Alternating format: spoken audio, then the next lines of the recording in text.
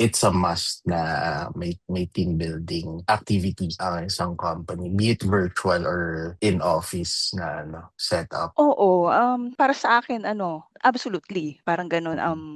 Lalo na sa remote setup kasi siyempre yun na nga lang yung opportunity na magkita-kita in person. Tapos importante talaga yung team building lalo na sa yun nga, lalo na sa remote setup kasi it's a big help para maging, strong yung collaboration niyo. Mas madali rin makipag-communicate kapag naka-bonding mo na yung mga ka-work mo. Well, bonus na lang yung bonding time actually kasi mas madali talagang magkaintindihan, eh, kapag naka-bonding mo sa game. Hindi lang Ah, sa task, sa office, kundi 'pag nakalaro mo na sila, 'yun gano'n. Almusal, mga ganon. Pagka kinakain po talaga ng tao. Pangalan ng lugar.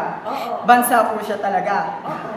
Sige. Parang ano, you will feel connected sa team, mawawala yung awkwardness. Sa working in a remote setup kasi parang tapos may team building kayo, parang it reminds everyone na parang we're still part of a team, na hindi lang tayo mga freelancers na magkikita-kita lang sa Google Meet, na magkakasama lang sa GC, na para mag-send lang ng, noted po, gano'n, done po. mm. Okay. Oh, 'di ba? Ah, Kahit work from there's home more to tayo, that, kumbaga. oo, kumbaga kahit work from home tayo, hindi naman ibig sabihin na work alone forever.